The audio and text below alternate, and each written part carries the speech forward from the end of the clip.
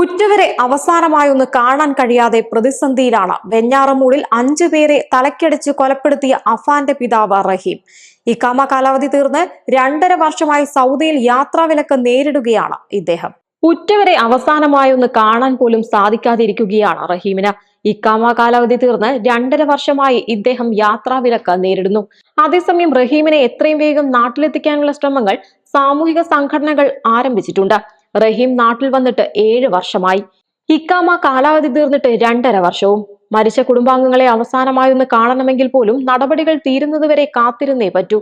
ഒന്നുകിൽ സ്പോൺസറെ കണ്ടെത്തി ഇഖാമ പുതുക്കി പിഴയടച്ച് യാത്രാവിലക്ക് നീക്കണം, അല്ലെങ്കിൽ എംബസി വഴി ലേബർ കോടതിയുടെ മുൻപിലെത്തിച്ച് ഡീപ്പോർട്ട് ചെയ്യിക്കണം. എല്ലാത്തിനും ഏറ്റവും ചുരുങ്ങിയത് ഒരാഴ്ചയെങ്കിലും സാധാരണഗതിയിൽ സമയമെടുക്കും. അതിനു മുൻപേ നാട്ടിലെത്തിക്കാനാണ് സാമൂഹ്യ പ്രവർത്തകരുടെ ശ്രമം. രേഖകൾ ശരിയാക്കാനാണെങ്കിൽ തന്നെ 3 വർഷത്തോളം നീണ്ട അനധികൃത താമസത്തിന് വലിയ പിഴ വരും.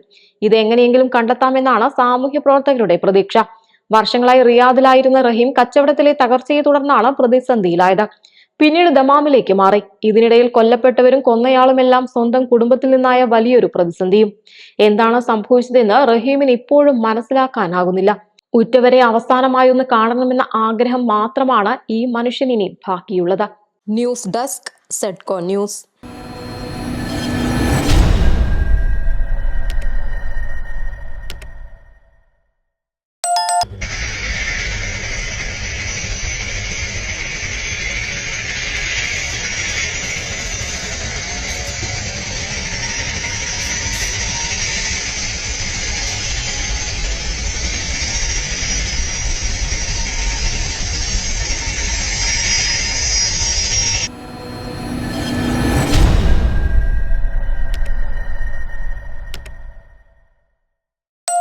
കൊച്ചി കാക്കനാട് കഞ്ചാവുമായി ബംഗാൾ സ്വദേശിനി പിടിയിൽ. വിൽപ്പനയ്ക്കായി എത്തിച്ച 1.2 കിലോഗ്രാം കഞ്ചാവുമായി 27-കാരി പ്രതിമ ദാസ് ആണ് പിടിയിലായത്.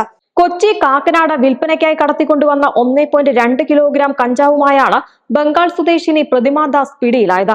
Excise enforcement and anti narcotic special squad circle inspector P ശ്രീരാജിന്റെ നിർദ്ദേശാനുസരണം നടത്തിയ റെയ്ഡിലാണ് പ്രതിമ ദാസ് പിടിയിലായത്.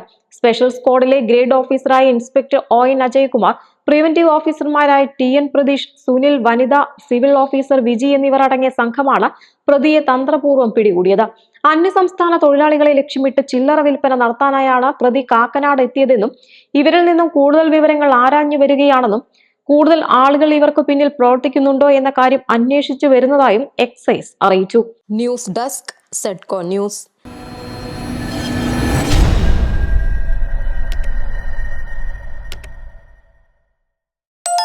ഇന്ത്യയിലെ ബിസിനസ് ഭീമനായ മുകേഷ് അംബാനിയുടെ വസതിയായ അന്റിയിലേക്ക് പ്രത്യേകതകളേറെയാണ്. മുംബൈയിലുള്ള ഈ വീടിന് 15,000 കോടി രൂപ വിലമതിപ്പുമുണ്ട്. പ്രൊഫഷണലുകളായ 600-ലേറെ ജോലിക്കാരാണ് ഇവിടെയുള്ളത്. പരമ്പരാഗത വീട്ടുജോലിക്കാർ എന്ന സങ്കല്പത്തിനപ്പുറം ഒരു കൂട്ടം ഉയർന്ന പ്രൊഫഷണൽ സംഘമാണ് ജോലി ചെയ്യുന്നത്. അതിശയിപ്പിക്കുന്ന ശമ്പള സ്കെയിലിലാണ് ഈ ജോലിക്കാർ ജോലി ചെയ്യുന്നത്. 600-ലേറെ ജോലിക്കാർ അന്റിയിലുണ്ട്.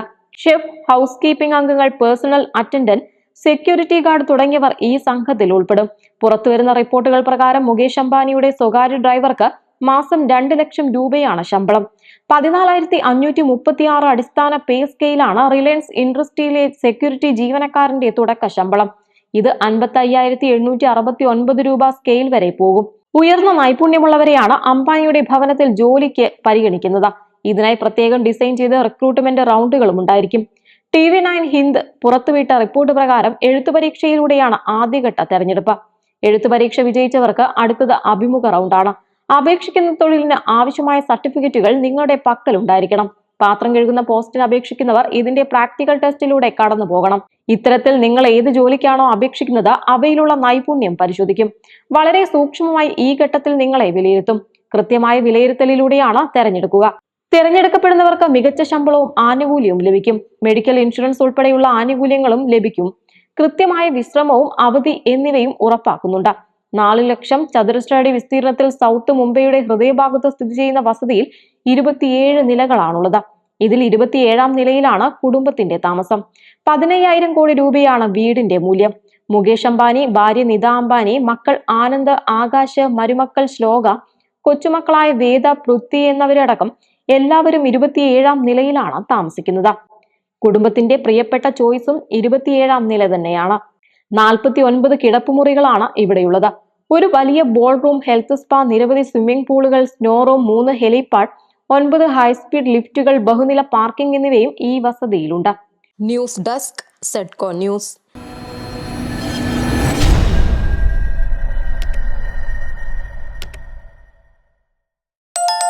വർഷങ്ങൾക്ക് ശേഷം മോഹൻലാലും ശോഭനയും ഒന്നിക്കുന്ന തുടരും സൈബർ ഇടങ്ങളിൽ വലിയ ശ്രദ്ധ പിടിച്ചുപറ്റുന്നു.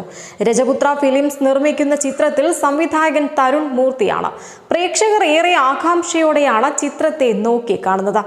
രജപുത്ര നിർമ്മിക്കുന്ന ഒരു മോഹൻലാൽ ചിത്രമാണ് തുടരും. മലയാള സിനിമയിലെ മോഹൻലാൽ നായകനാകുമ്പോൾ കഥാപാത്രം പത്തനംതിട്ട ജില്ലയിലെ റാന്നിയിലെ ഒരു സാധാരണക്കാരനാണ്. മോഹൻലാൽ ഒരു റിയലിസ്റ്റിക് നായക കഥാപാത്രത്തെയാണ് ഇതിൽ അവതരിപ്പിക്കുന്നതെന്ന പ്രത്യേകതയും ചിത്രത്തിനുണ്ട്. തരുൺ മൂർത്തിയുടെ സംവിധാനത്തിലുള്ള തുടരും സിനിമ സാധാരണ മനുഷ്യരുടെയും അവരുടെ ജീവിതത്തെയും പ്രധാനമായും ഫോക്കസ് ചെയ്യുന്ന ഒന്നായിരിക്കുമെന്നാണ് റിപ്പോർട്ട്. തരുൺ മൂർത്തിയും സുനിലും ചേർന്നാണ് തിരക്കഥ എഴുതിയിട്ടുള്ളത്. ആവേശമൊരുക്കിയ ജിത്തു മാധവന്റെ സംവിധാനത്തിൽ നായകനാകാൻ മോഹൻലാലും തയ്യാറാകുന്നുവെന്നും റിപ്പോർട്ടുകളുണ്ട്. ചിത്രം നിർമ്മിക്കുന്നത് ഗോകുലം മൂവീസ് ആണ്. ചിത്രത്തിന്റെ പ്രമേയത്തിന്റെ സൂചനകൾ പുറത്തുവിട്ടിട്ടില്ല. മോഹൻലാൽ നിറഞ്ഞാടുന്നതായിരിക്കുമോ ജിത്തു മാധവന്റെ സംവിധാനത്തിലുള്ളത് എന്നാണ് ആരാധകർ ആകാംക്ഷയോടെ കാത്തിരിക്കുന്നത്. എപ്പോഴായിരിക്കും ഷൂട്ടിംഗ് തുടങ്ങുക എന്ന കാര്യത്തിലും വ്യക്തത വന്നിട്ടില്ല. എന്തായിരിക്കും മോഹൻലാലിന്റെ കഥാപാത്രം എന്ന ചോദ്യത്തിന്റെ ഉത്തരത്തിനാവും കാത്തിരിക്കുകയാണ് നടന്റെ ആരാധകർ. ചിരിക്ക് പ്രാധാന്യം നൽകിയുള്ളതായാൽ മോഹൻലാൽ ചിത്രം കൊളുത്തുമെന്നാണ് പ്രതീക്ഷ. തുടരും സിനിമയിൽ ഗായകൻ MG ശ്രീകുമാർ പാടിയ പാട്ട് അടുത്തിടെ പുറത്തുവിട്ടിരുന്നു. ഇപ്പോൾ മോഹൻലാലിന്റെ തുടരുവിനെ കുറിച്ച് ശ്രീകുമാർ പറഞ്ഞ വാക്കുകളാണ് ചർച്ചയാകുന്നത്. ഒരു നിമിത്തം വന്നു, പഴയ മോഹൻലാലിനെ കാണണമെന്ന് പറഞ്ഞപ്പോൾ അങ്ങനെയൊരു സബ്ജക്റ്റ് കിട്ടി. മനോഹരമായ സിനിമയാണ് തുടരും. 100% ഹിറ്റാകുമെന്നും പ്രതീക്ഷിക്കുന്നു. വികാരഭരിതമായ കുറെ രംഗങ്ങളുണ്ടെന്നും നിങ്ങൾ കാണാൻ ആഗ്രഹിക്കുന്ന എല്ലാം അതിൽ ഒരു പാട്ടും ഉൾപ്പെടുന്നുവെന്നും ശ്രീകുമാർ പറയുന്നു. വൻതുകയ്ക്കാണ് ഹോട്ട്സ്റ്റാർ ചിത്രത്തിന്റെ OTT റൈറ്റ്സ് നേടിയിരിക്കുന്നത് എന്നാണ് റിപ്പോർട്ട്. തുടരുമിലെ പ്രമേയത്തിലെ ഓരോ രംഗത്തെക്കുറിച്ചും വലിയ കൗതുകമായിരുന്നു മോഹൻലാലിനെന്ന് സംവിധായകൻ തരുൺ മൂർത്തി വ്യക്തമാക്കിയിരുന്നു. കഥ കേട്ടപ്പോൾ ആവേശഭരിതനായെന്നാണ് മോഹൻലാൽ പ്രതികരിച്ചത്. നായകൻ മോഹൻലാലിന്റെ ലുക്കുകളും നേരത്തെ ചിത്രത്തിലേതായി പുറത്തുവിട്ടതും ശ്രദ്ധയാകർഷിച്ചിരുന്നു. 16 വർഷങ്ങൾക്ക് ശേഷം മോഹൻലാലും ശോഭനയും ഒന്നിക്കുന്നുവെന്ന പ്രത്യേകതയും ചിത്രത്തിനുണ്ട്. News desk, Zedco news.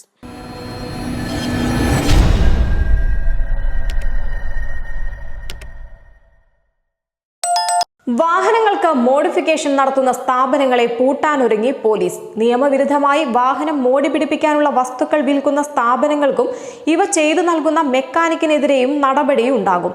ചുരുക്കി പറഞ്ഞാൽ ഉടമ മാത്രമല്ല, വിൽക്കുന്നവരും വാങ്ങുന്നവരും നിയമ നടപടി നേരിടേണ്ടി വരും.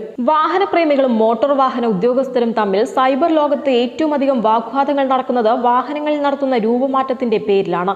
കാതടപ്പിക്കുന്ന ശബ്ദത്തിലുള്ള എക്സോസ്റ്റുകളും കണ്ണഞ്ചിപ്പിക്കുന്ന ലൈറ്റുകളും ഘടിപ്പിക്കുന്നത് ഉൾപ്പെടെ വാഹനത്തിന്റെ അടിസ്ഥാന രൂപം പോലും മോഡിഫിക്കേഷനിലൂടെ മാറ്റാറുണ്ട്. എന്നാൽ ഈ മോഡിഫിക്കേഷൻ സംവിധാനങ്ങളെ ഉറവിടത്തിൽ നിന്ന് തുരത്താനുള്ള നീക്കമാണിപ്പോൾ ഹൈദരാബാദ് പോലീസ് നടത്തിയിട്ടുള്ളത്. വാഹനങ്ങളിൽ രൂപമാറ്റം വരുത്തുന്നതിനുള്ള സാമഗ്രികൾ വിൽക്കുന്ന സ്ഥാപനങ്ങൾക്ക് മുന്നറിയിപ്പ് നൽകിയിരിക്കുകയാണ് പോലീസ് കമ്മീഷണർ. നിയമവിരുദ്ധമായി വാഹനം മോടി പിടിപ്പിക്കാനുള്ള വസ്തുക്കൾ വിൽക്കുന്ന സ്ഥാപനങ്ങൾക്കെതിരെ കേസെടുക്കുമെന്നാണ് മുന്നറിയിപ്പ്. ഇത്തരം നിയമവിരുദ്ധമായ മാറ്റങ്ങൾ ചെയ്തു കൊടുക്കുന്ന മെക്കാനിക്കുകൾക്കെതിരെയും നടപടിയെടുക്കും. കൂളിംഗ് ഫിലിമുകൾ, മ്യൂസിക്കൽ, മൾട്ടി ടോൺ ഹോണുകൾ, അമിത ശബ്ദം പുറപ്പെടുവിക്കുന്ന എക്സ്ഹോസ്റ്റുകൾ, ഫാൻസി നമ്പർ പ്ലേറ്റുകൾ തുടങ്ങി വാഹനങ്ങളിൽ അനധികൃതമായി രൂപമാറ്റം വരുത്തുന്നതിനുള്ള വസ്തുക്കൾ വിൽക്കുന്ന വ്യക്തികൾക്കും സ്ഥാപനങ്ങൾക്കുമെതിരെ നിയമ നടപടി സ്വീകരിക്കുമെന്നാണ് additional traffic commissioner P. Vishwaprasad പറഞ്ഞിട്ടുള്ളത്. കാർ ഡെക്കർ നിർമ്മാതാക്കളുടെയും വിൽപ്പനക്കാരുടെയും മെക്കാനിക്കുകളുടെയും യോഗത്തിലായിരുന്നു അദ്ദേഹത്തിന്റെ തീരുമാനം. ഹൈദരാബാദ് പോലീസിന്റെ മേൽനോട്ടത്തിൽ സംഘടിപ്പിച്ച ട്രാഫിക് ബോധവൽക്കരണ പരിപാടിയിലാണ് കമ്മീഷണർ ഈ മുന്നറിയിപ്പ് നൽകിയത്. News desk, Zedco news.